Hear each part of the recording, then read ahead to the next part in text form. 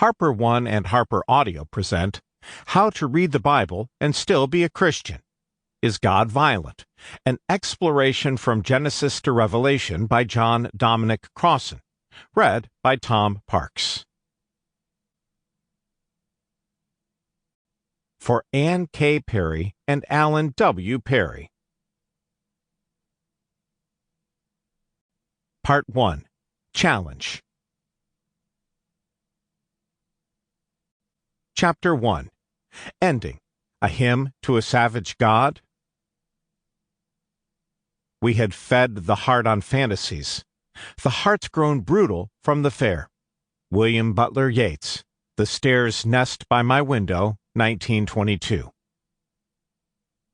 This book's title, How to Read the Bible and Still Be a Christian, imagines some serious tension within the Christian Bible, between being a faithful reader and being a faithful Christian. But how, when, and where I first saw this problem influences how, when, and where I first saw the solution.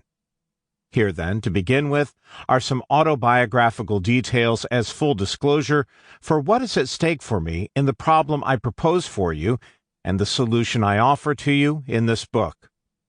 A disclosure is already implicit in my triple name on this book's cover. John Crossan is the name on my driver's license, passport, and TSA pre-check protocols. But in 1950, at the age of 16, I entered a 13th century Roman Catholic monastery and became Brother Dominic. My new vocation was supposed to wipe out, as it were, my past identity and give me only a future destiny, as in the biblical, so in the monastic tradition.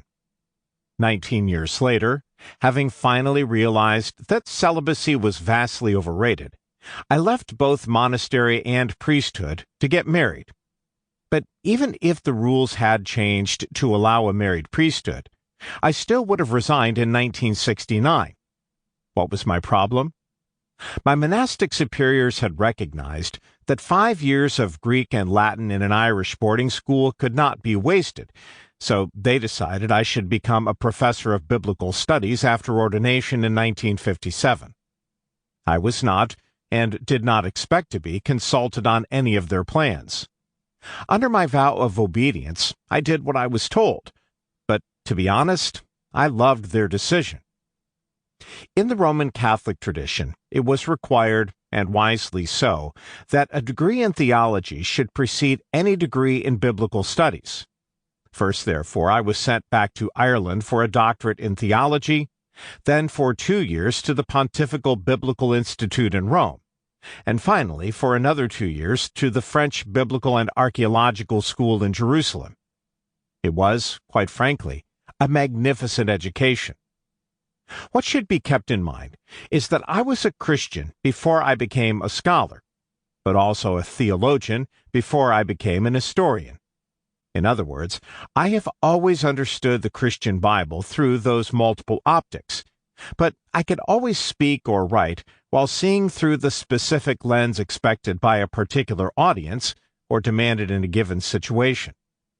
I should also admit that I never found those divergent viewpoints either confusing or alarming because of one fundamental conviction I have had for a long time, that reason and revelation, or history and theology, or research and faith, by whatever names, cannot contradict one another unless we have one or both wrong.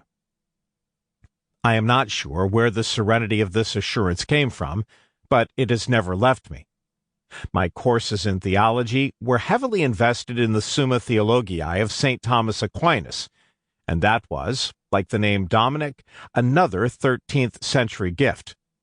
My monastic superiors emphasized Aquinas to teach us what to think, but I also absorbed his writings greedily for how to think.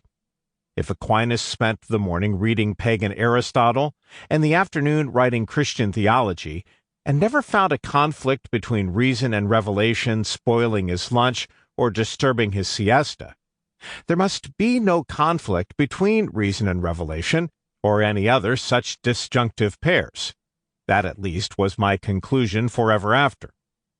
As it happened, my departure from both monastery and priesthood Sample complete. Ready to continue?